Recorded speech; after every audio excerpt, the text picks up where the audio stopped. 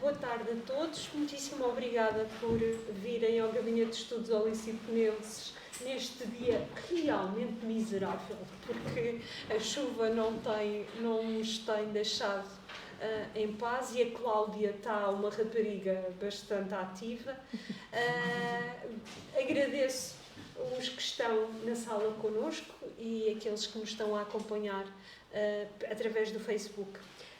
Hoje, no âmbito da exposição que temos presente aqui no gabinete sobre profissões e cotidianos, temos connosco a doutora Sílvia Ferreira. A Sílvia, por isso, para não estranharem, nós somos amigas há muito tempo, por isso vou tirar-lhe os títulos académicos todos. A Sílvia é licenciada em Filosofia, mestre em História da Arte e doutorada em História, especialidade de Arte, Património e Restauro pela Faculdade de Letras e trabalha, acima de tudo, a talha. E é isso que a desafiamos a trazer e a falar sobre o ofício do entalhador, porque faz parte da lista de profissões que nós temos estado a trabalhar aqui no Gabinete de Estudos Oliciponenses e para quem está presente temos ali um documento fantástico sobre o entalhador e que vale a pena sempre ver e que podem consultar aqui no gabinete. Sílvia, 45 minutos? Sim, mais ou menos. Pronto, mais minuto, menos minuto. Muito bem. Obrigada por estares cá. Eu é que agradeço ao Gabinete de Estudos Oliciponenses, na pessoa da sua diretora, especialmente também à professora Delminda Rijo, que me endereçou também este convite. Muito obrigada. Quero dizer-vos, antes de mais, que considero importantíssima esta iniciativa de se fazer uma exposição sobre Lisboa na época moderna, os cotidianos, as artes, os ofícios, especialmente numa época em que nós vivemos, em que estamos a ver a decadência de muitos dos ofícios, não é? E eu hoje venho falar de uma arte que está em perigo, digamos assim, quase de extinção, não é? O ofício de entalhador, hoje em dia. Mas é importante relembrarmos, é importante termos memória, pensarmos a história e começar também a olhar um pouco para o futuro e a pensar o que é que queremos do futuro, como é que vamos preservar, no fundo, esta identidade patrimonial que é nossa e como é que a podemos também apresentar às gerações futuras, que é a minha preocupação neste momento mais realmente urgente. Portanto, eu vou falar deste ofício de entalhador, como me propus, talvez começando por vos falar de aquilo que é a base, digamos assim, do entalhe. Do entalhe e não só do entalhe, ou da talha, de todas as artes, o desenho. E com a questão do desenho, eu também quero desmistificar um pouco aquela ideia que estes mestres, porque eram considerados oficiais, não é? Eram pessoas que, enfim, de uma classe social, obviamente, não era privilegiada, mas que tinham acesso a informação privilegiada que depois também os predispunha para o conhecimento sobre as artes que depois executavam. Portanto, eu tenho aqui umas citações sobre o desenho e a importância do desenho. Não se parte para se fazer uma obra de arte se não se tiver um conhecimento aprofundado, ou uma boa obra de arte, sobre como desenhar. Portanto, já o Félix da Costa Mizan, que dizia que era coisa muito necessária aos pintores, escultores, arquitetos, porque estas artes requerem muito debuxo, ou seja, muito desenho, e essencial aos entalhadores, para fazerem o relevo da talha com propriedade e inventarem com graça e ciência a fábrica dos retalhos. E esta graça e ciência nós percebemos que é também a ciência aliada à questão mais estrutural e depois a graça, que é o ornamento, não é? E não vou continuar, mas pronto, está aí para vocês lerem. Depois o próprio Joaquim Machado Castro, que, como todos sabemos, escreveu também imenso sobre a arte do desenho, e de uma forma muito poética considera que o desenho é uma frondosa árvore cujos vigorosos ramos, viçosas folhas e salutíferos frutos se espalham em benefício de todas as ciências e artes, pintura, escritura, arquitetura, são as depositárias dos copiosos frutos destes ramos. E, portanto, temos aqui estes dois grandes defensores da arte do desenho como fundamental e que era uma arte que, obviamente, tinha de ser dominada. Tentando começar pelo início de tudo isto, para se explicar um bocadinho como é que se processava este ofício, esta arte, temos primeiro, obviamente, que ter um desenho. O desenho era chamado também como debuxo nos documentos antigos, ou risco. E, portanto, ele tinha de ser sempre seguido pelos entalhadores. E isto é uma situação que nós encontramos frequentemente nos contratos. A obrigação do entalhador seguir o desenho que lhe é dado. Podia ser um desenho feito pelo próprio, o que não era raro, feito por um arquiteto, normalmente também sim, ou por outro artista que tivesse competências para o fazer. Portanto, este desenho vai ser a garantia depois da final da obra e tinha sempre de ser assinado pelos clientes e pelos encomendadores. Ou seja, havia ali um compromisso logo, no contrato, de que era aquela obra que o encomendador queria e era aquela obra que o entalhador estava obrigado. Portanto, o desenho é sempre bastante importante porque permitia o próprio encomendador visionar, digamos assim, o que é que seria aquela obra que estava a encomendar e que eram obras muito, muito dispendiosas. Como devem calcular, enfim, dependia muito da dimensão da própria obra. Temos que pensar que a talha são obras que não enquadram só as grandes estruturas, os retábulos, não é? Ou os órgãos, mas depois temos as sanefas, temos os púlpitos, tínhamos as grades, tínhamos as próprias sanefas, tudo o que era decorativo. Portanto, uma sala do século XIX, tem. Onde tu aqui à volta tens a talha, não é? Exatamente. Um Leandro de Braga. O Leandro de Braga, que foi um grande, obviamente, entalhador. Portanto, o desenho também podia ser sujeito a um concurso, o que também é interessante, portanto, poderiam chamar 2 ou 3 entalhadores ou arquitetos e depois escolher o desenho que mais lhes aprovia. Às vezes acontecia coisas muito interessantes que eu vou mostrar aqui mais à frente, que era um desenho, podia sozinho mostrar 2 partes ou 2 opções, por exemplo, na questão dos retábulos. De uma parte apresenta-se uma opção e da outra parte apresenta-se outra. Depois escolhia-se a que se queria e era simétrico, não é? Obviamente. Portanto, a importância do desenho tinha que os mestres entalhadores tinham de saber aplicar as ordens arquitetónicas, não é? As boas práticas arquitetónicas. Também um grande domínio da modelação anatómica, principalmente na escultura, o que é muito difícil. Esculpir umas mãos deve ser das coisas mais difíceis, ou um rosto, e a proporção entre as partes, e a harmonia final, que a peça também transmitia. Ou seja, nós temos uma estrutura e temos uma carga decorativa, mas no final vamos ter uma obra que se quer harmoniosa, que faça sentido. E, portanto, há que haver também a percepção, quando se desenha, do equilíbrio entre estrutura e ornamento. E sumarizando, no fundo o desenho permitia ao cliente perceber o modelo, não é? Ao mestre e auxiliar em todo o processo também do trabalho, porque o desenho tinha os seus apontamentos relativamente às medidas, às formas, aos ornamentos, portanto era um guia de trabalho. E depois aos avaliadores, porque no final a obra era sempre avaliada, não é? Por mestres peritos no seu ofício, no fim iam avaliar a obra e iam, no fundo, confirmar se aquilo que se pagou pela obra estava correto e era justo e se a obra estava conforme a encomenda inicial. Portanto, havia todos estes passos.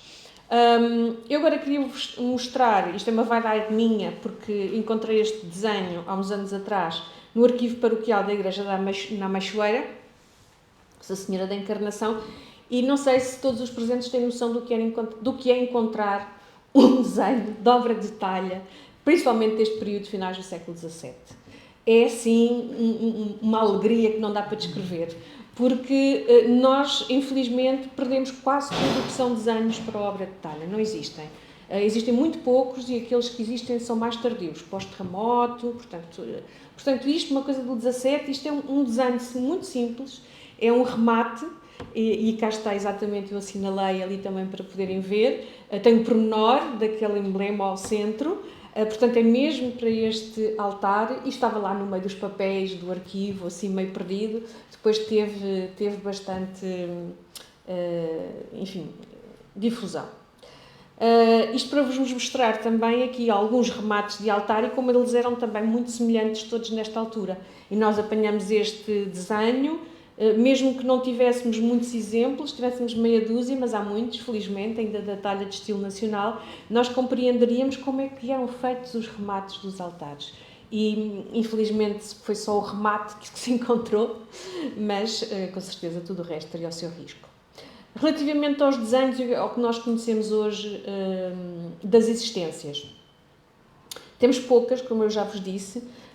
Alguns estão na Biblioteca Nacional de Portugal, outros estão no gabinete de gravuras também do Museu Nacional de Arte Antiga, outros noutros museus mais a norte. E trago-vos aqui alguns exemplos. Este é o retábulo do João Nunes Tinoco, está datado do século XVII, não se sabe para que lugar é que ele foi feito, nunca se conseguiu compreender. Depois temos um desenho interessantíssimo que nos dá aqui a ideia do que era o retábulo-mor do convento de Nossa Senhora do Monte do Carmo, portanto, que caiu com o terremoto, como sabem. Conhecemos este desenho, é um desenho do Frei Manuel de Sá, que na sua crónica dos Carmelitas, portanto, reproduz o que seria o altar-mor. E realmente isto é, assim, daquelas joias que nos ficam para nós que estudamos esta arte. Depois, como vos dizia, há alguns desenhos que já foram publicados, nomeadamente pelo Robert Smith. São desenhos para retábulos, portanto, ali de estilo maneirista, serão de inícios do século XVII, ou meados, por aí. Estes também, todos do António Vaz Castro, que foi um marceneiro com bastante obra muito, muito relevante na cidade de Lisboa. Portanto, aqui temos alguns desenhos.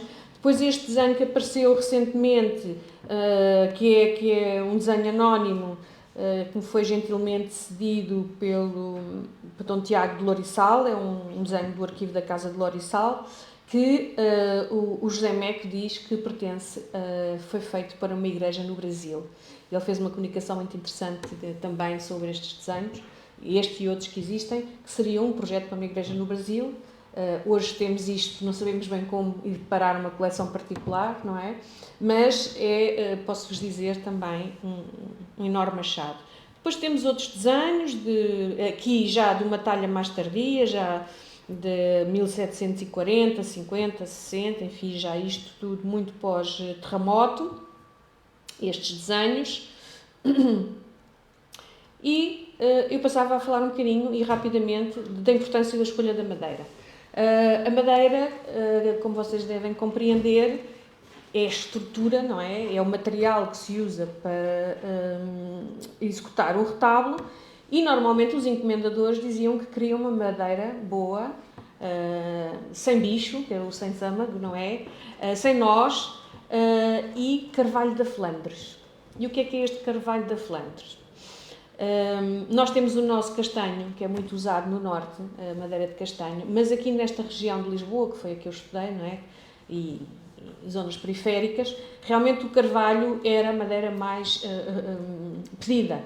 E toda a gente fala do carvalho da Flandres. Eu também falava do carvalho da Flandres, porque não é? Carvalho da Flandres.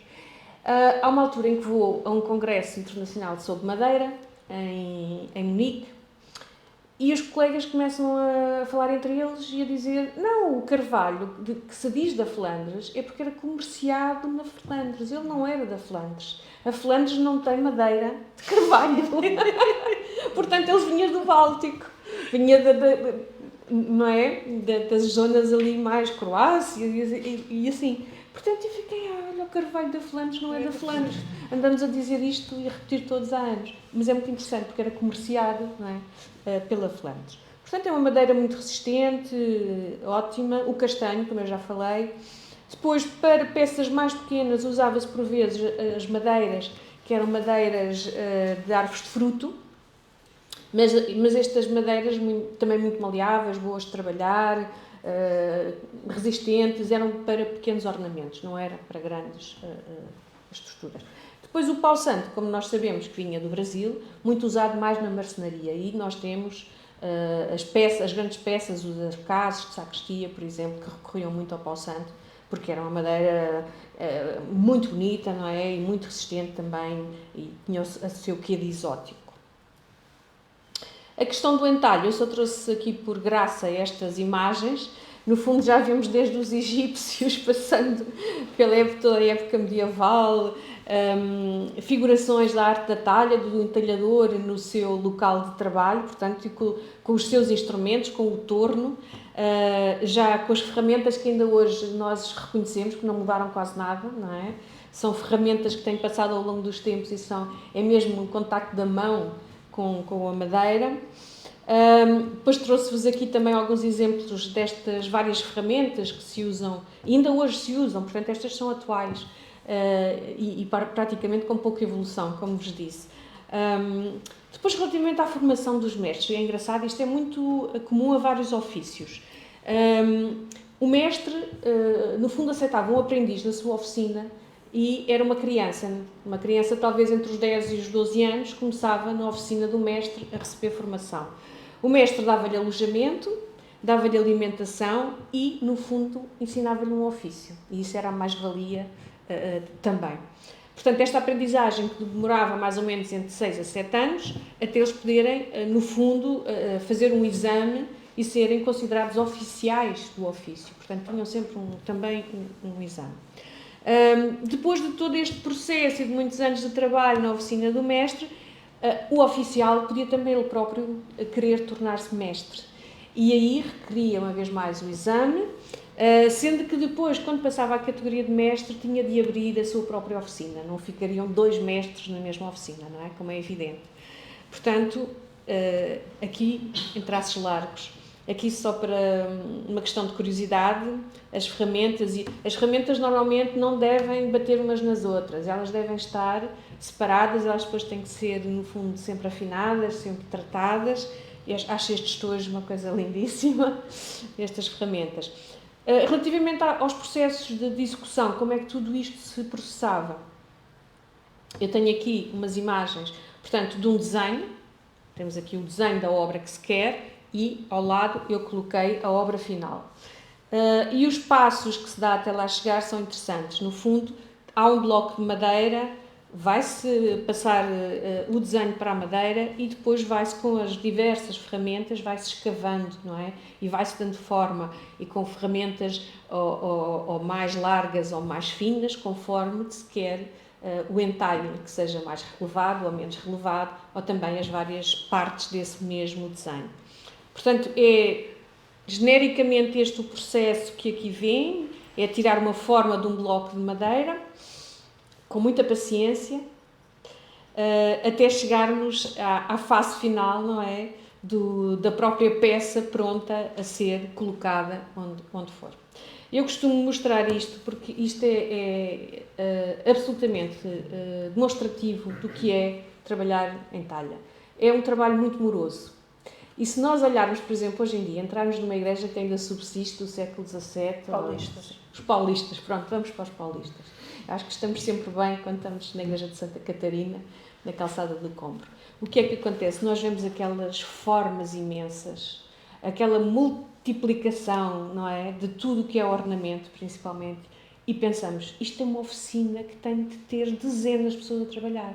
Porque depois o tempo que se tinha para acabar estas obras, um retábulo de uma grande dimensão, não excedia um ano, não podia exceder nunca. 6 meses, às vezes 9 meses. Como é que, naquele espaço de tempo, se conseguia ter um retábulo pronto, ou seja, porque depois aqui o contrato do entalhador não era só o entalhe, ele tinha também de contratar um ensamblador, porque isto vai tudo em peças para o sítio onde é montado, e só no local é que isto é assemblado pelo mestre ensamblador, é outro ofício, e depois é dourado no local, não é? Como está montado. Por isso é que ainda hoje nós às vezes vemos alguns retábulos que nós dizemos que são retábulos em branco porque não levaram o douramento. E quando isto acontece, houve sempre um fator qualquer que não deixou que naquela altura se dourasse, também era outro tanto de custo, não é? Por exemplo, um retábulo como o dos paulistas é um retábulo que custava para aí um conto de reis. Para dourar é outro tanto. Imagine-se o que é isto em inícios do século XVIII. Portanto, só para mostrar como estas peças são realmente fantásticas. Depois, porque é que a talha se desenvolveu da maneira que se desenvolveu em Portugal? Eu vou falar muito mais também do caso de Lisboa, que é aquele que tem sido o que tenho estudado. Há vários fatores. Um dos mais importantes realmente foi aqui o Concílio de Trento, como sabem, que durou de 1545 a 1563 e cujos decretos foram muito rapidamente publicados em Portugal e aplicados pelas dioceses, não é? Tínhamos depois, enfim, aqui temos estes decretos, não é? Logo em 1564, o arcebispo de Lisboa, o cardeal Dom Henrique, os fez publicar e, portanto, tínhamos também depois as disposições de cada diocese que aconselhava a que os padres, não é, seguissem as diretrizes. E estas diretrizes para nós são importantes porquê? Em primeiro lugar, porque são dogmas que são reforçados. O dogma da presença do corpo e sangue de Cristo na Eucaristia, o dogma da Imaculada Conceição, no fundo, de que Maria foi também ela concebida sem pecado, e o reforço do papel dos santos como intermediários entre a esfera do profano e do sagrado. E isto vai ter um impacto enorme na talha deste período. Primeiro que tudo, vai fazer com que haja uma necessidade de exposição do Santíssimo Sacramento e, portanto, os retábulos vão começar a ter aberturas centrais bastante dimensionadas para que se consiga pôr um trono e lá em cima a exposição do Santíssimo. E isso vai mudar muito, por exemplo, o que eram as estruturas mais maneiristas, não é? Que não tinham essa possibilidade. As arquitetónicas. As arquitetónicas, exatamente. Mais as que seguiam os tratados de arquitetura, do Paládio, do Cerro, enfim. E, portanto, essa mudança vai ser muito importante. Depois, a multiplicação das devoções. Nós vamos ter nichos nos retábulos que permitem colocar mais santos. E a devoção mariana, que vai fazer com que muitos retábulos das grandes igrejas sejam dedicadas à Virgem nas várias invocações. Depois temos, obviamente, em Lisboa, uma cidade, enfim, florescente, digamos assim, nos finais do reinado de Dom João IV, logo com Dom Pedro II, depois com Dom João V, o grande apogeu, não é, do comércio dos diamantes, como nós já sabemos, e o ouro do Brasil.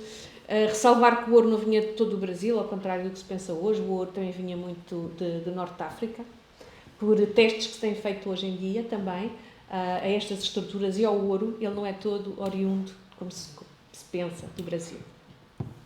Mas, enfim, e tínhamos uma capital do reino absolutamente florescente. E esta arte realmente vai se desenvolver. Muito importantes, as Irmandades. Sem as Irmandades não haveria a possibilidade da grande encomenda destas obras. Porque se nós virmos, eu não quis estar a trazer gráficos, nem muitas coisas assim mais aborrecidas, mas, por exemplo, se fizermos um gráfico sobre quem eram os maiores encomendadores desta arte, eram realmente as Irmandades das igrejas. Depois vinham as ordens terceiras, as misericórdias, no fundo o próprio cabido, mas eram as Irmandades. Portanto, elas contribuíam para a proliferação da arte, mas também, no fundo, para a sua grande adesão pelas próprias pessoas.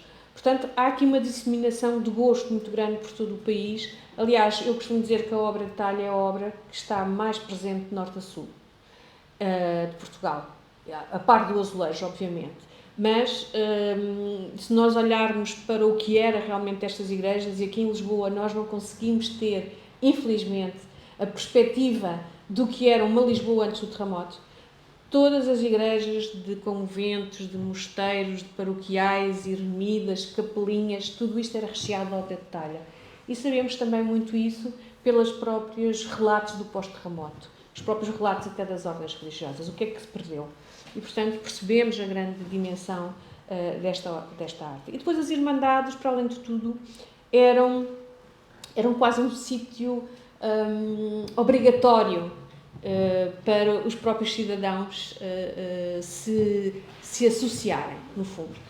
As Irmandades funcionavam muito quase como hoje o nosso Serviço Nacional de Saúde. até melhor, pronto, aquilo era um seguro de saúde maravilhoso, porque os irmãos entravam para as várias irmandades, enfim, muitas da invocação de Nossa Senhora e tudo isso, e o que é que acontecia? Eram cuidados uns pelos outros. Havia o acudir aos irmãos através das irmandades. Portanto, havia este serviço. Morria um irmão, a irmandade cuidava da viúva e cuidava dos filhos. E depois tinha sepultamento no carneiro da irmandade, ou seja, era para a vida, era um acompanhamento. E os artistas estavam todos nestas irmandades, não só numa, mas às vezes em 2, em 3, pertenciam a várias irmandades. Ou seja, estavam lá porque era algo que na sua época era o normal e estavam lá também como oficiais, não é? Como artistas que trabalhavam também para aquelas irmandades. Portanto, é realmente importantíssimo. Eu trazia aqui só por graça esta maquete do Convento do Carmo, para vos dizer que no Convento do Carmo havia uma irmandade muito interessante, que era da Ordem Terceira de Nossa Senhora do Carmo, e que o cronista da Ordem, Frei Manuel de Sá, que eu já vos falei há bocado, dizia que esta capela era toda de talha coberta de ouro, desde o pavimento até ao teto, depois está ali a descrever. E esta irmandade, de uma forma muito interessante, ela era composta exclusivamente por nobres e oficiais mecânicos. Ou seja, uma junção absolutamente ímpar. Porque, por exemplo, em São Roque nós tínhamos a Capela de Nossa Senhora da Doutrina e tínhamos os Irmãos da Doutrina, que era aquela irmandade que juntava toda a gente que era oficial de alguma coisa. Nós temos esta exposição com os ofícios e nós temos essa documentação toda. Aliás, há uns 10 anos ou mais, fiz um livro com Maria João Pereira Coutinho, exatamente sobre essa irmandade, com todos os ofícios que havia na irmandade, e para nós olharmos para aquilo muitas vezes, mas o que é um chapineiro? Depois percebemos que era o homem que fazia os chapins, que é o salto alto, os sapatos de salto alto. E está toda a gente na Irmandade da Doutrina. E depois havia irmandades específicas de ofícios, de pedreiros, de marceneiros, de ourivos do ouro. Havia, mas naquela era a Irmandade, aliás, mais influente de Lisboa. E na capela em frente, em São Roque, temos a Capela dos Nobres. Portanto, eles não se misturavam em São Roque.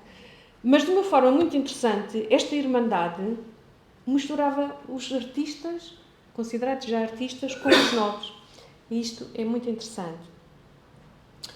Outro aspecto que também nunca é muito falado relativamente à questão da obra de talha foram a influência das festividades na Lisboa barroca. Nós sabemos que naquela época a grande diversão das pessoas realmente era o que se passava nas ruas. Era o seu cotidiano, como é que era preenchido o cotidiano. Nós hoje temos televisões e temos telemóveis, mas pensemos, não é, nos séculos XVI, XVII, XVIII. Então as festas em Lisboa, eu acho que vivia numa permanente festa, porque havia sempre qualquer coisa para comemorar. Portanto, havia sempre uma procissão de qualquer santo, dos vários mosteiros, conventos de Lisboa. Havia depois as festas as festas régias, como é óbvio, os aniversários, os casamentos, os nascimentos, com os batizados, não é? As entradas de embaixadores, por exemplo, que entravam no Tejo e, portanto, era tudo, a cidade era engalanada. Temos aqui uma panóplia de festas que nunca mais acabam. E quem é que colaborava para fazer todo esta arte efêmera? Os arcos triunfais, por exemplo, que tinham que ser colocados em vários locais da cidade, e que era muito interessante porque cada ofício tinha o seu arco triunfal e eram mesmo obrigados alguns ofícios a fazerem os seus arcos. Portanto, o Senado da Câmara obrigava os ourivos, por exemplo, a fazerem este tipo de trabalho. Os fogos de artifício, as máquinas para os fogos, os grandes carros, que eram carros alegóricos que desfilavam pelas ruas de Lisboa, e que eu só posso fazer uma comparação com um carnaval. Imaginem o que é um carnaval no Rio de Janeiro, ou o que é até os nossos carnavais, aqueles carros alegóricos, todos eles com estátuas de vulto, de madeira ou de papier-mâché, enfim, para estarem a simular várias figuras mitológicas, figuras de santos, elefantes, rinocerontes, tudo o que era também muito da nossa diáspora ultramarina. Portanto, tudo isso andava pela cidade. E, mais uma vez, temos os entalhadores a fazer todo esse tipo de materiais. Eu trago-vos aqui umas coisas muito bonitas, que não são nossas, infelizmente, mas para demonstrar um pouco ou tentar aproximar o que é que poderia ser um carro. Enfim, isto é uma gravura de luxo do Dürer, não é?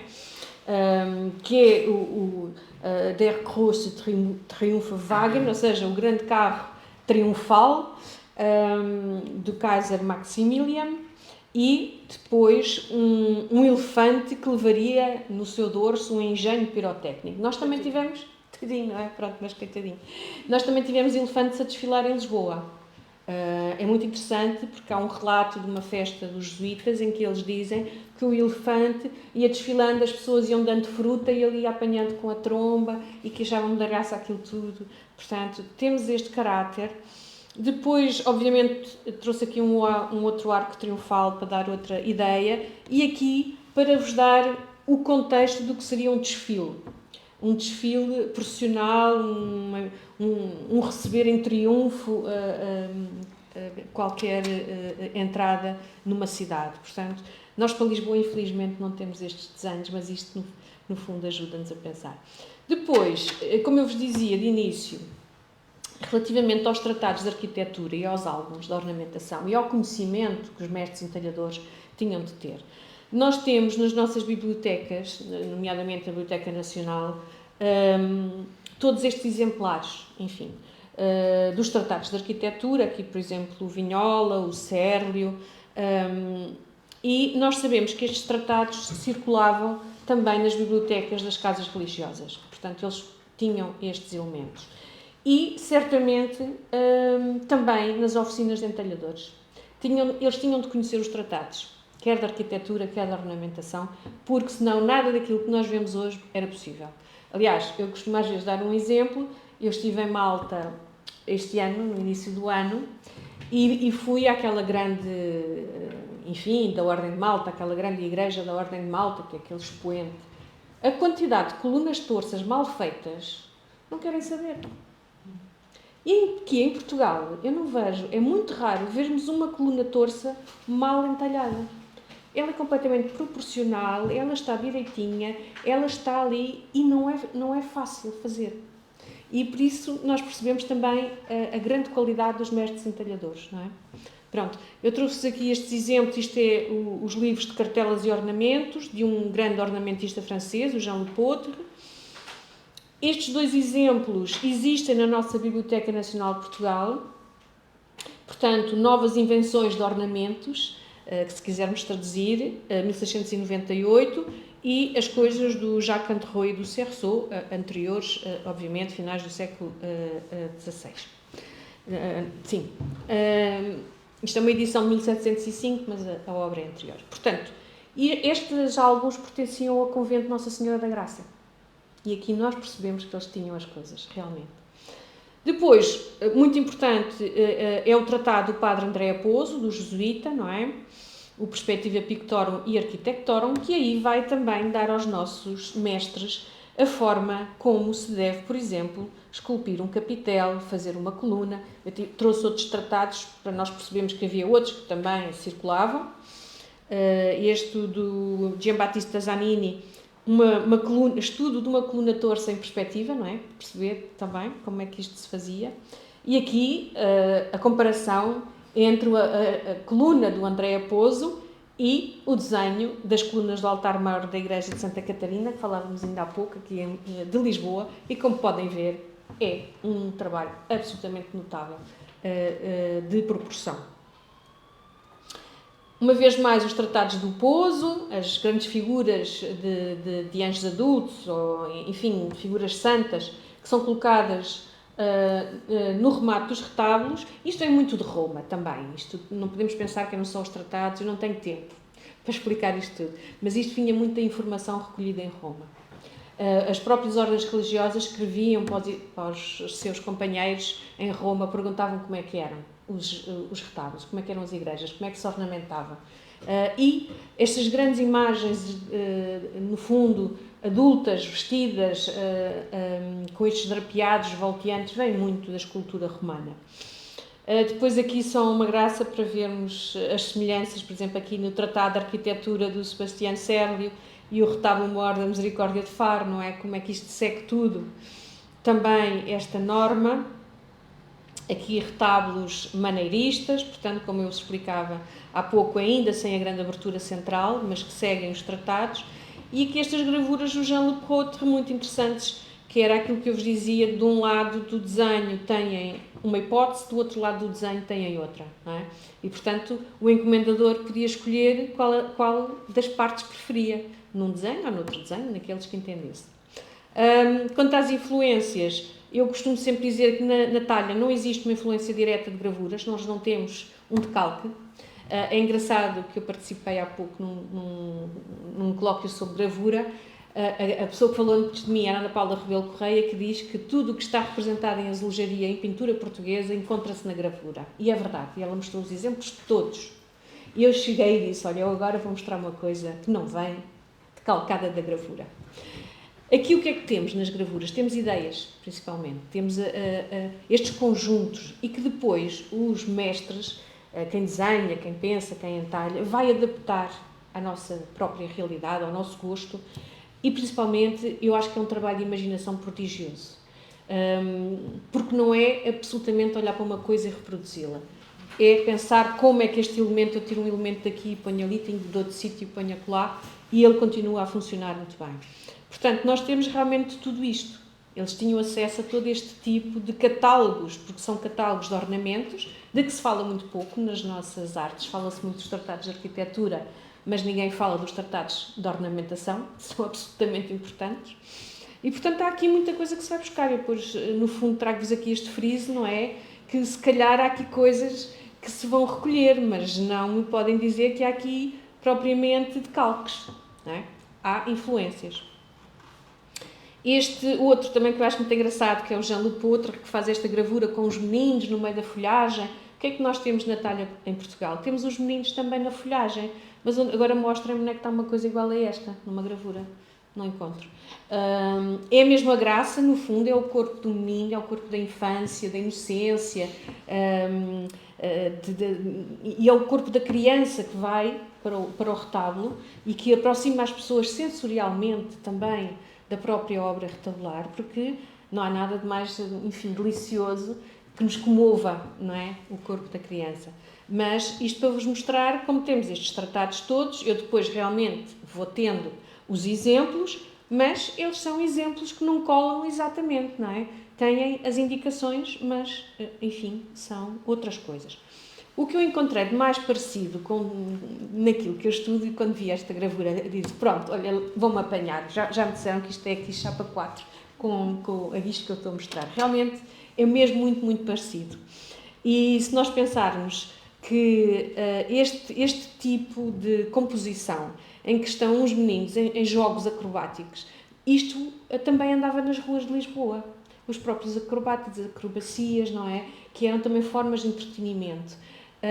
E isto depois é plasmado também na talha, também é o cotidiano, alguma coisa do cotidiano que vai para lá. E mais uma vez são as crianças. É óbvio que isto é uma aproximação tosca, digamos, a esta belíssima gravura. Depois outros exemplos, por exemplo, na Igreja de Santa Maria de Setúbal, há esta imagem que me intrigou muito desde o princípio, que é um grande anjo adulto que conduz um carro que é puxado por uma águia, ou uma fênix, enfim, é um bicho charouco enorme. E depois encontrei esta gravura, que pode ser uma inspiração, mas também há outra coisa, que eram as procissões, como eu vos falava há bocado. As procissões eram exatamente isto. Eram estes carros, e depois tinham as figuras alegóricas, aqui podia ser o anjo, e depois eram puxadas também por animais fantásticos, que muitas vezes eram pessoas vestidas para o efeito, não é? Portanto, isto tudo aqui se combina e vai dar ao mesmo lugar. Depois este ornamentista também, o Ludovico Scalzi, que também existe a obra dele na Biblioteca Nacional, em Portugal. O que nós temos mais também nos retábulos do século XVII e inícios do XVIII são as folhas de videira e os cachos de uvas, não é? É o corpo e o sangue de Cristo que está presente no retábulo. E é muito simbólico. E nós, quando olhamos para estas coisas, temos de encará-las com a grande simbologia que tinham. Portanto, também não faltavam desenhos ou gravuras. Depois este outro que eu achava sempre muito estranho quando quando comecei a trabalhar, não percebi bem o que era isto. Isto é um menino que está sentado sobre um animal, alguns estão sentados, outros estão em pé, sobre animais fantásticos, que nos remetem muito para golfinhos ou qualquer coisa assim, tritões, e que depois encontra esta gravura da iconologia do César Ripa, que é exatamente esta ideia, não é? Que é um menino montado no animal marinho. E estas imagens surgem muito frequentemente e são realmente muito deliciosas. Temos que olhar para elas com muita atenção para perceber até onde é que estão os focinhos dos animais e entender as formas. Relativamente a esta outra, que também é praticamente inédita, eu não conheço, mas pode haver, obviamente, eu não conheço a talha do país todo e das ilhas, não conheço, mas esta é uma situação que referenciei e que são as mísulas das colunas do altar-mor da Igreja Nossa Senhora da Purificação em Bucelas. O que é que nós temos nestas mísulas? Portanto, elas estão por baixo das colunas. Elas estão a fingir que suportam as colunas e são sereias. Elas têm rabinho de sereia, vê-se perfeitamente. E como é que começamos a pensar? Mas então, num retábulo que é uma obra sacra, nós agora temos criaturas fantásticas, criaturas marinhas, animais fantasiosos e estranhos. Eu só acho uma explicação para isso. Normalmente estas imagens estão colocadas em situações de inferioridade, ou seja, elas estão sempre a acartar com qualquer coisa. Os atlantes, que são figuras mitológicas, fazem de conta que estão com os retábulos às costas. As sereias também estão em baixo. E aquelas figuras grotescas que vemos naqueles órgãos dos mosteiros beneditinos do norte, muito feios, parecem assim aqueles animais fantásticos que têm cascos, não é? Eles também estão sempre numa posição inferior. E depois, obviamente, também circulavam as gravuras, não é? As sereias eram animais fantásticos, muito temidas pelos marinheiros, e não é por acaso que, sendo nós também um país de marinheiros, nos venha esta ideia das sereias como um perigo, não é? Um perigo do mar, mas ao mesmo tempo a sedução. E eu trouxe esta gravura do Theodor van Tulden, que é da Biblioteca Nacional de França, e que demonstra aquela passagem da Odisseia em que Ulisses e os seus companheiros são seduzidos pelas sereias, não é? No mar, portanto o perigo, mas também a sedução. E portanto há aqui algo também misto, de erótico. Como veem, elas estão desnudas da cintura para cima. E isto é interessante de se compreender. Depois, outras influências que aparecem muito na talha também são os mascarões, que nós vemos muito nestes frontispícios de livros, por exemplo, nos ornamentos. O mascarão está muito presente no Renascimento e continua a estar até a época barroca. E eu trouxe aqui 2 exemplos que são os que eu acho mais engraçados, honestamente, que são da Igreja de Nossa Senhora do Pé da Cruz, em Beja. E como podem ver, a imagem de baixo vê-se perfeitamente, que é um mascarão, não é? E depois da boca dele saem assim uns enrolamentos de folhas de acanto. E a figura de cima são 2, porque o de cima está de boca aberta, vê-se uns dentinhos, não é? E o de baixo tem a boca a sair-lhe também as folhagens, portanto é um duplo mascarão numa só mísula. Aqui a questão também dos meios corpos, que são muito utilizados na nossa talha, e depois, uma vez mais, os livros de ornamentos, cá estão eles, não é? Estes corpos que acabam em folhagens e que são também estas figuras do fantástico, figuras de sedução, de mundos que parece que não, obviamente que não se conhecem, mas que há aqui este toque do maravilhoso, daquilo que não se conhece e que também é sedutor. E eu gostava de terminar com uma frase do Robert Chester Smith, não quero ser tendenciosa, mas é o meu historiador de arte favorito, na talha, e ele diz: a identidade da talha portuguesa encontra-se acima de tudo no domínio da madeira, na capacidade de produzir entre todos os objetos nos interiores das igrejas a mais harmoniosa das relações. Isto é absolutamente verdade. Porque nós temos, dentro de uma igreja portuguesa barroca, muito frequentemente temos a talha, a pintura de cavalete, a pintura decorativa, temos o azulejo, temos o embutido de mármore, podemos ter os têxteis, mas temos uma arte que a todo o espaço organiza, e que é a arte da talha. Isto era válido, obviamente, para os séculos XVII e aos séculos XVIII. E que naquilo que subsiste ainda hoje, naqueles exemplos, nós podemos comprovar absolutamente isto. É uma arte organizadora do espaço e vai ritmando também e vai dialogando com as outras artes. Aqui vêm as belíssimas fotos do José Vicente, que é o nosso fotógrafo preferido para património. Esta é a igreja de Santa Catarina, na calçada do Combro, e que foi dos paulistas, e mais uma vez para nós vermos o que é a obra de arte total portuguesa, não é? Aqui já com os estuques pós-terremoto, que também dão uma graça imensa, brutal aos espaços. Este teto era um teto de pintura em perspectiva, como se usava, não é? Muito à moda barroca, obviamente, que foi refeito depois do terremoto, mas o órgão já estava feito. Eu e a Hélia tínhamos um projeto de estudo deste órgão, mas enfim... Ainda não desistimos de tentar perceber. Já sabemos aquele anterior ao terremoto, o que é muito bom. E depois mostrar-vos aqui alguns aspectos que eu considero serem de relevo e de excelência da mão dos nossos artistas, entalhadores, aqui na esfera da Escola da Talha de Lisboa. Portanto, podem ver que há aqui aquilo que de início nós falávamos, a harmonia de todas as peças e o conjunto final, o pensar-se o conjunto final. E estes interiores, a maior parte das vezes, eram pensados em sintonia com os outros artistas e com... ou seja, quando era uma encomenda geral, havia logo, desde o início, um pensamento de uma obra, o que é que se queria como uma obra final, o que é que nós queremos.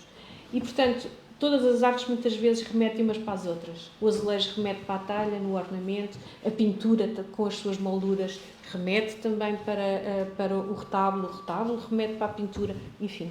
Temos aqui uma obra de arte total, não só pelos materiais, mas pelas intenções, que é muito diferente também e interessante. Pronto, aqui para vos mostrar algumas peças, joias sobreviventes desta época. Este sacrário fabuloso, em forma de sol, da igreja de Santa Maria de Louros. Um detalhe também aqui do altar-mor de Santa Catarina, de Lisboa, os Atlantes, é magnífico, como podem ver, não é? A nível escultórico. Quando dizem que nós não tínhamos academias, não tínhamos academia. Portanto, nós não tínhamos academia nem para pintura, nem para escultura, nem coisa nenhuma. E é tão interessante ver como, mesmo sem academia, se conseguiu esta excelência nesta arte. Falar um bocadinho da atualidade, como eu vos comecei a dizer no início, é uma arte que está a fugir-nos.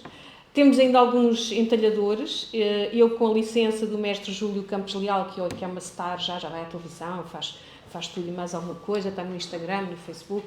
É um senhor muito interessante, entalhador. O que é que ele faz hoje? Ele hoje faz réplicas para o restauro. A maior parte das encomendas que ele tem são réplicas para depois se poder restaurar. Este é o ateliê dele, as coisas que ele faz. Ele entrou agora num projeto, já há meia dúzia de anos, um projeto muito interessante com uma joalheira e orives. Esta peça pequenina que vem na imagem, no canto superior direito, é uma peça que ele vai entalhar em madeira para conjugar com uma peça de prata dela, que é a peça que está ao lado. Às vezes faz em prata ou em prata dourada.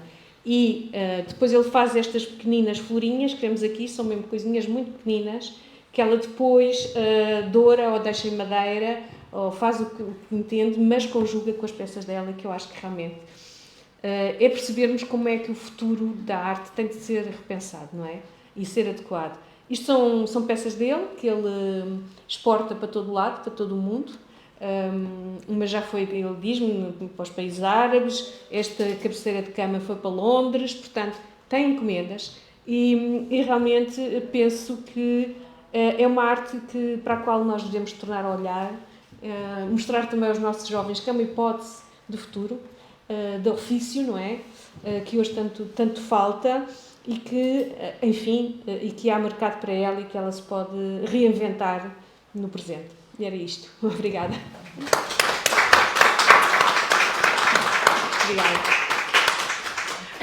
Obrigada, Sílvia.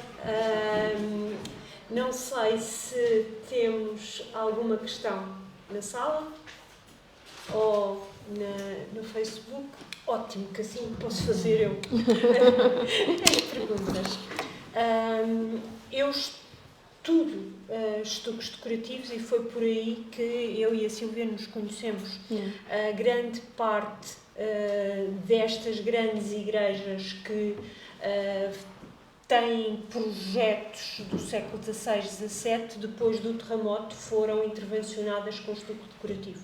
E é muito interessante quando tu consegues ver as diversas artes a funcionarem como um todo, porque tens a talha, tens a azulejaria, tens o estuco que entra de novo, depois tens o estuco ao lustre e o estuco ao mármore, que são técnicas italianas de acabamento, e depois são artes que vão evoluindo a nível do estuque, que passa de trabalho de estucador para trabalho de pintor, e temos os fingidos, que aqui o Palácio de Bocejurro tem alguns exemplos extraordinários, e a nível da talha vais perdendo. Vais perdendo. É. Aliás, eu acho que foi isso que agora estava-te a ouvir, e estava a pensar nisso, porque o estuque, o azulejo sobreviveram e foram evoluindo. O azulejo passa por toda a sua grande campanha do século XVI, XVII, XVIII, vai evoluindo, século XIX, século XX. Cá temos nós, aqui no Palácio do Bocejurro, uma coleção extraordinária de azulejaria e de trabalhos de cerâmica do Bordal. Depois, toda a parte do século XX, finais de intervenção, a talha não. A talha não, porque a talha é um dispêndio brutal. Fazer um retábulo é caríssimo. As irmandades vão tendo menos pessoas, não é? E a igreja vai empobrecendo em todo o século XIX e XX, não é? Não temos o mesmo fogo financeiro. E, portanto, eu penso que essa pode ser uma das razões pelas quais também não se continua e se investe muito. O que nós vamos ter no século XIX, como dizia o Robert Smith, é a arte de marcenaria. Já não temos entalhe, não é? Ou temos muito pouco. E no XX nem se discute. Mas há isso, não é? E depois é todo o processo. Vai deixando de haver encomenda, deixa de haver oficinas, não é? E é um processo que, até chegarmos ao ponto em que este tipo de arte para as igrejas já não faz sentido, como era, porque ele não teve uma evolução, ele estancou ali. E agora o que é que se faz hoje, não é? Já há um hiato muito grande, portanto não houve uma continuidade. Entre os mestres, entre a aprendizagem e depois o gosto também, o gosto mas muda. Por outro lado é uma coisa muito interessante. Aqui há uns anos eu estava com o José Vicente, como eu costumo, a fazer um levantamento de São Vicentes por causa de um projeto que tínhamos, e chegámos à igreja de Alcabidez. E a igreja de Alcabidez, lá fomos nós fotografar o São Vicente, e o padre diz-me: arquiteta, já viu uma coisa estranhíssima que temos aqui? Aqui por trás tínhamos um painel horrível e agora temos um altar-mor lindíssimo. E eu estranhei aquilo e fui lá, tirei muitas fotografias e mandei à Sílvia, que ficou. Aquilo era a igreja de Alcabidez, por problemas que não interessa, no princípio do século XX, tinha um altar-mor de pastilha e as pessoas não gostavam. Por isso, nos anos 80, 90, alguém, a Câmara, mandou fazer um altar-mor em talha. E dizia-me a Silvia: mas isso está tudo errado. A arte, as colunas, aquilo nada fazia sentido. Nada daquilo. Isso deve ter sido um arranjo. Eu, não, foi feito de raiz. Porque o que acontece é que foi isso. Perdeu-se a noção. Mas basta porque... olhar para o que está, não é? Às vezes bastava olhar, olha, deixa ver como é que se fazia. Se eu quero fazer uma coisa à semelhança, não vou fazer uma coisa, não é? Há também uma coisa que não tive tempo de falar, nem isso dá para várias conferências, e que tem a ver com a talha que era deslocada. Dos conventos extintos, tudo o que foi desmontado, tudo o que foi vendido à peça, tudo o que foi armazenado, e muitas das coisas foram também requisitadas para sítios onde eram precisas. Muitas igrejas paroquiais pediam, por exemplo, quando sabiam que um convento, quando aquele convento era extinto e que o seu património ia ser todo retirado, pediam altares. Por isso é que nós temos às vezes, ali na igreja matriz de Alhandra, os retábulos da igreja vieram do convento das Agostinhas de Monte Olivete. E portanto é que nós chegamos à igreja paroquial de Alhandra e depois vemos a iconografia agostinha, não é?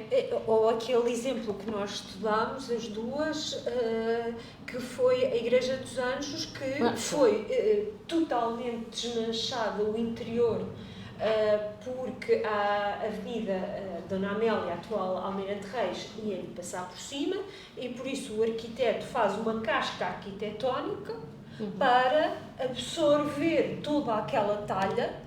E tenho ideia que 22 carroças de talha, porque a ideia em si é fantástica, 22 carroças de talha que tiraram da Igreja Antiga e foi passada para a Igreja Nova. Ou então, um dos meus exemplos favoritos, que comentei contigo, que era uma pequena capela em Alcântara, que foi demolida.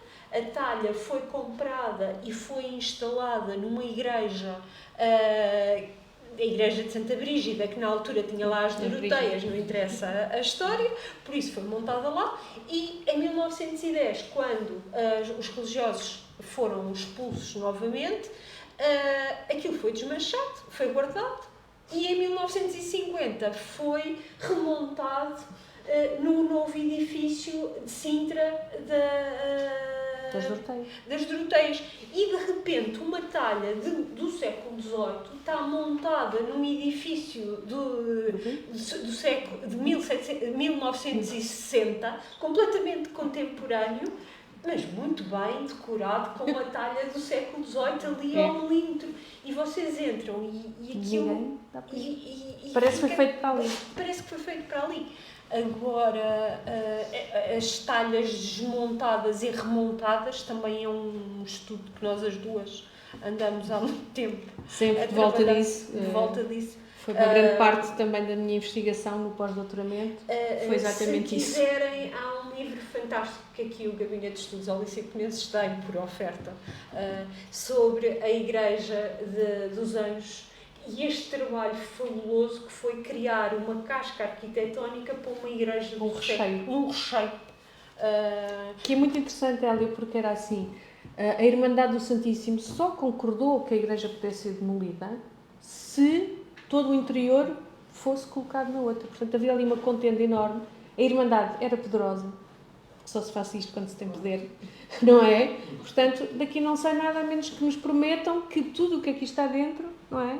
É recolocado. E foi um projeto de arquitetura extraordinário criares uma casca arquitetónica para absorver isso, mas depois, agora peço desculpa, os arquitetos vão ficar arrepiados, mas o arquiteto cria um retrocoro porque precisava de espaços para os novos usos da igreja, que a igreja antiga não tinha, por isso ele cria ali uns novos elementos. O problema neste momento é que depois, claro que os anos 30, 40, com a limpeza que a GEM fez essa é outra catástrofe, há várias. Foi complicado para o estudo da talha e principalmente nós conseguimos perceber o estuque. Foi tudo limpo? Foi tudo limpo. É difícil nós conseguirmos perceber esta evolução artística, porque ao contrário da talha, por exemplo, os estuques tiveram uma sorte imensa, que foi o Sr. Marquês de Pombal que criou a escola de estuques do Rato. E o grande mestre do século XVIII deu formação aos portugueses. Exato. Claro que, enquanto ele esteve lá à frente, não houve nenhum mestre, ficou tudo à espera que ele saísse e depois toda a gente recebeu carta de mestre e foi fazer obras. Mas o não ter havido uma escola, uma aula de talha, como houve de estuque, como houve de azulejos, como houve depois de pintura, não é? Mais tarde. Era o que eu dizia, funcionavam sem academia. E se era isto a funcionar sem academia, imagina, se houvesse uma academia como havia em Roma, não era? Muitos dos nossos foram para Roma, mas mais os escultores e os pintores.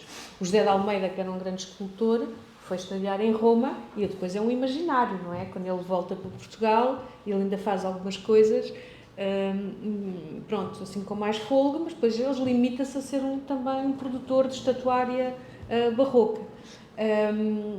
Portanto, isto é mais admirável ainda nesse sentido, não é?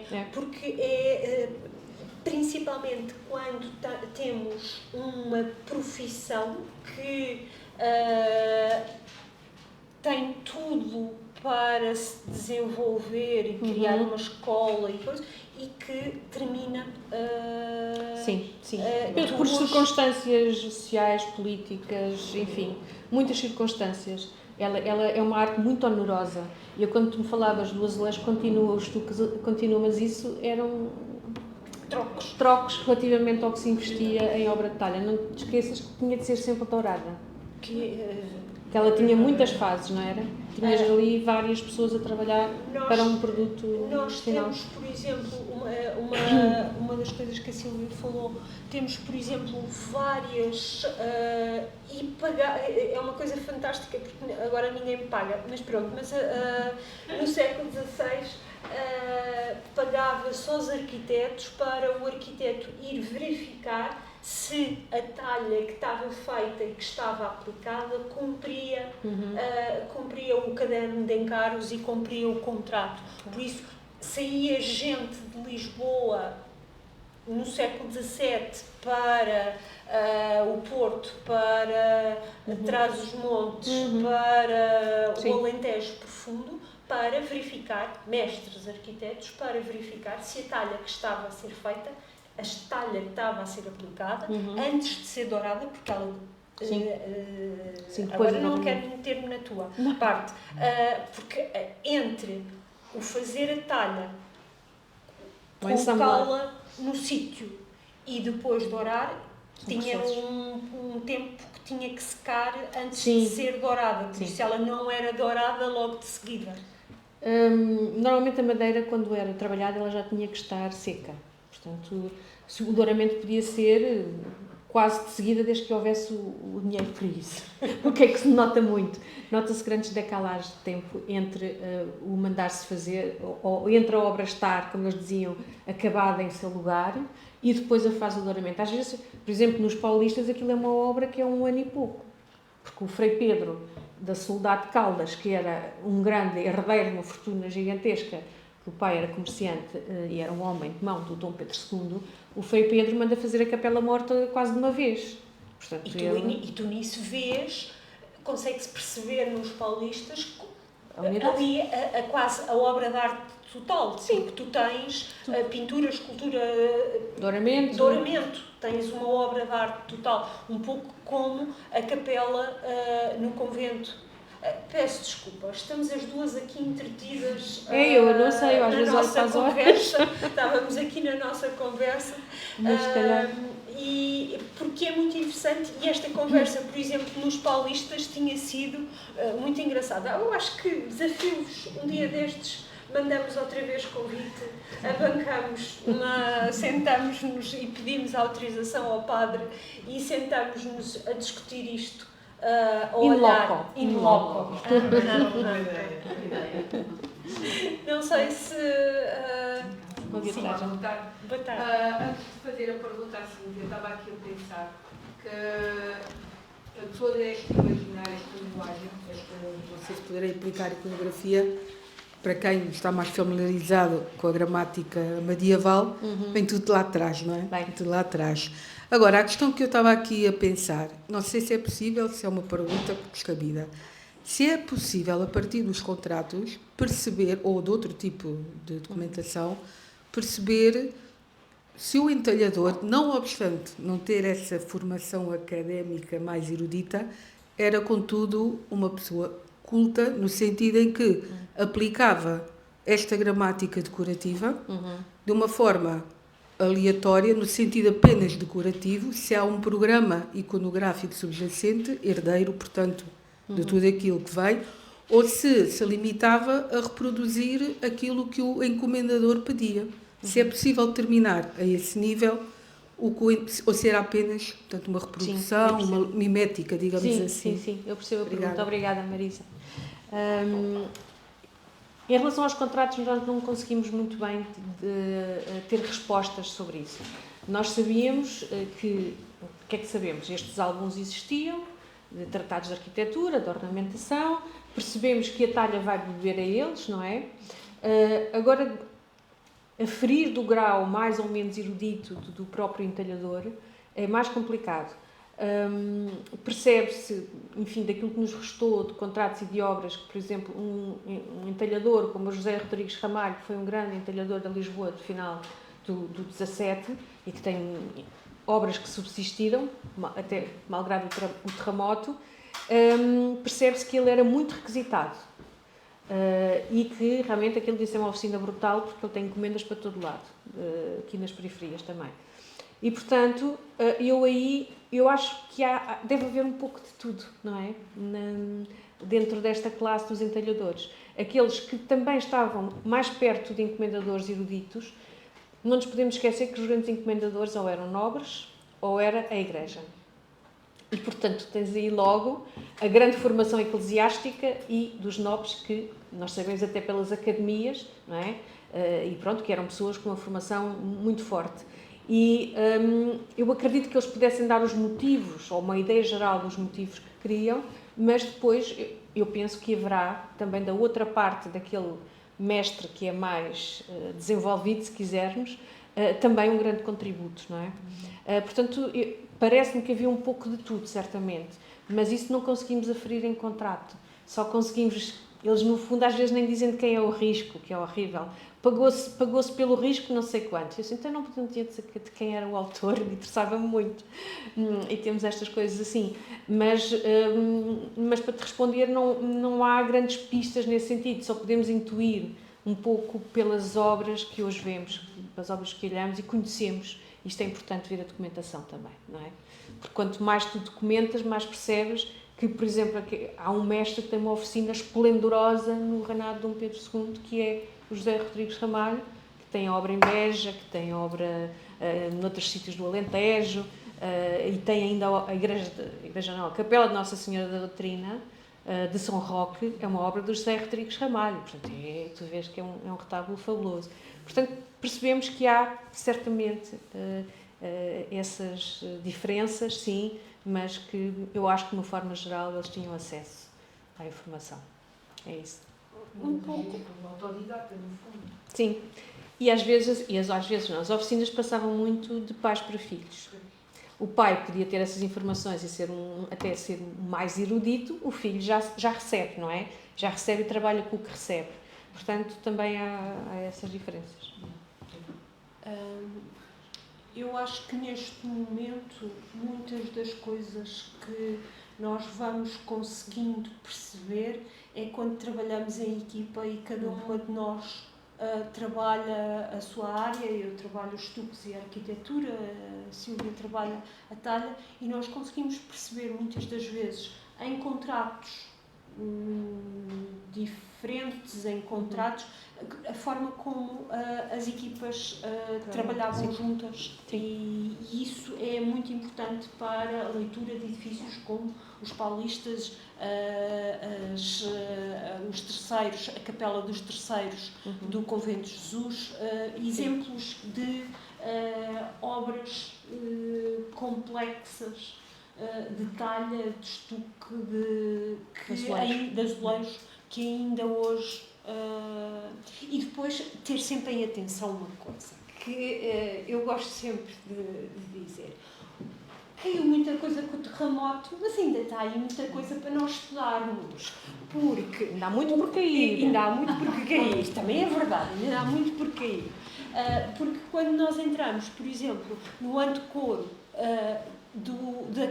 da Igreja de Jesus, vocês leem o texto descritivo da Igreja do princípio do século XVII, do princípio do século XVIII, e aquilo bate tudo certinho. O teto em castão, as duas janelas de onde se vê o Tejo, os azulejos, a pequena oratório.